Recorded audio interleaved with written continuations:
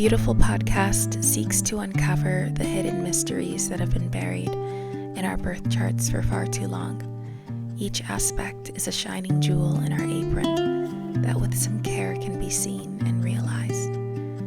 Today I talk with Chelsea. We have a casual conversation about her experiences with Mars and Pluto. Mars is in Pisces in the 10th house, and it squares Pluto in Sagittarius in the 7th. Because I think it all especially stems from the fact that, yet again, a lot of us don't see that, we're more than bodies or anything like that. So it's like, with not seeing that, being so focused on the body, they're focused on, like, it's also partly like, I feel like a lot of us obviously don't really let others be who they are, even if it's not our, it doesn't affect us or it doesn't do this or that. So we put a lot of labels and a lot of classifications on stuff, like to specify things. Like, yet again, blue used to be a woman color, and red and pink used to be men colors, because pink was a bit more vibrant. Pink is right there, it's in your face. Blue, a lot more mellow, like a woman or whatever or whatnot. And it just ends up switching depending on the time and stuff like that. Some things could be more feminine and more masculine. You go to a different time frame, those things are exactly swapped. And it's just like, we just decided that this thing was more feminine, this thing was more masculine. Like a man shaking his hips, why are you doing that, you woman? Or you're gay or whatever or whatnot. It's like, there's just so much, it could literally just be a biological man dressing in what's seen as more womanly clothing and hanging out with more women. But because we tend to put classifications on everything, then people are like, um, oh, you're gay, or you're this or that. Or even internally, they could be like, well, I'm trans or whatever or whatnot. But it's like, yet again, because we just put so much into thinking about our bodies, and we think that we are just bodies, maybe with personalities or whatever, but just bodies. We just put so much focus on what we put on it or what we do to it to look like this and get to that. And it's like, generally, I think it's okay to just wear or do whatever you want with your bodies if you feel comfortable with it. But since there's just so many classifications, we put so much importance into, like, I'm not really the best at explaining it, but we just put so much importance onto what we put on our bodies, what we do with our bodies, and all of that stuff. And it's like, there's just too much of a focus on it. And there's just, you're labeling it, you're classifying it, and now it's causing fights between people and their opinions or whatever or whatnot. But it's like, if we just thought about the fact that we're not just bodies, or that it's just a body, it's just like a physical thing that, our souls are in, and personalities and stuff like that, then it's like, it shouldn't matter what you put on your body. Segue. You've got Mars square Pluto happening in your birth chart.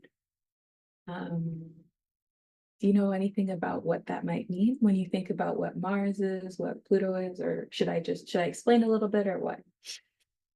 I mean, I just know Mars, Aries, but not as in Aries as in the the sign Aries, but Aries, god of war and all that stuff. So just he's intense and stuff like that. And then you have Pluto, which is Sorry, okay, so Mars, we've got war, aggression, intense. We also said needles. Okay. And you were saying, so Pluto. and then Pluto is technically Hades in astrology. So god of well, technically, you have like death and like, is it rebirth? Like death, rebirth, stuff like that. And psychology, Oh, yeah. that which is buried, right? Not so readily seen, dark. Yeah. Okay, that's cool. So I'm gonna keep on doing it to like the Greek pantheon because it helps me remember the Cool. traits. I appreciate that. That's great. That's awesome. So we're looking at the relationship between war, aggression, it's very loud and it's very physical and out there and you can see it. um, and that with the relationship of like, it's like they both want, right? They both have a desire, but Hades is all about on that down low, in the dark, in the deep, um, manipulation kind of vibes, where Mars is more straightforward, honest in a way.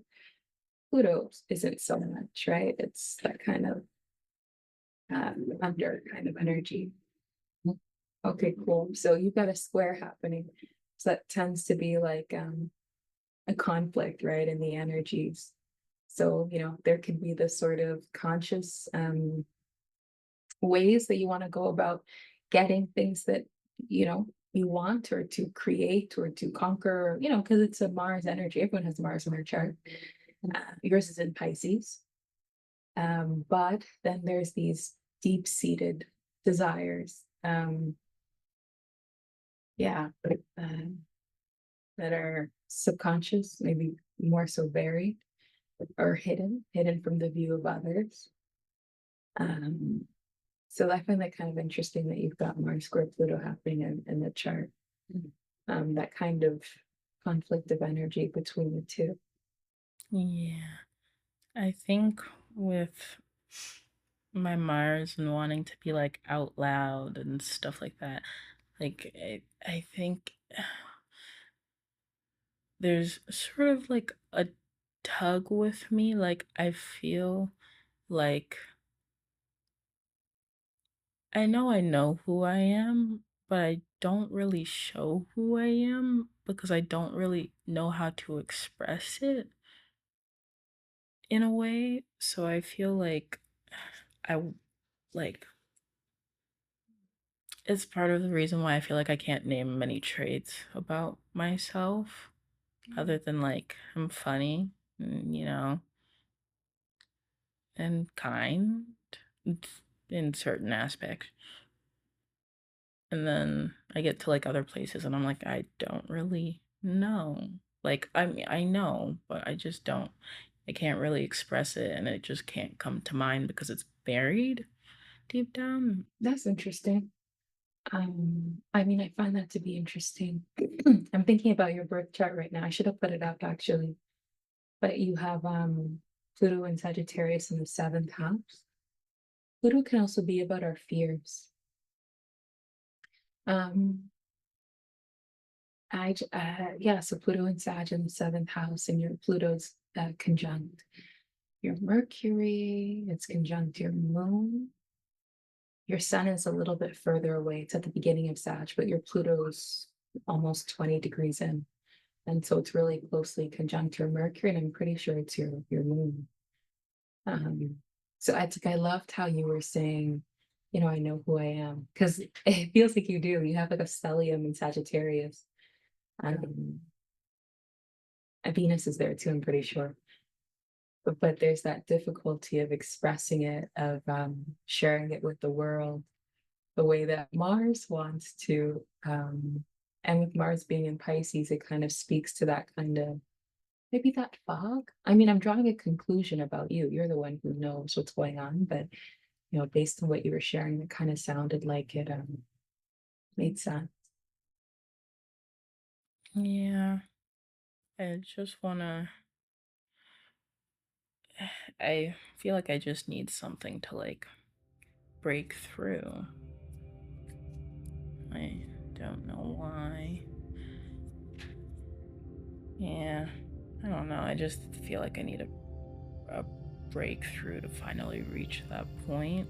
I don't know what it is yet. I don't know what like specifically happened to get me there, but I think I'll get there. eventually.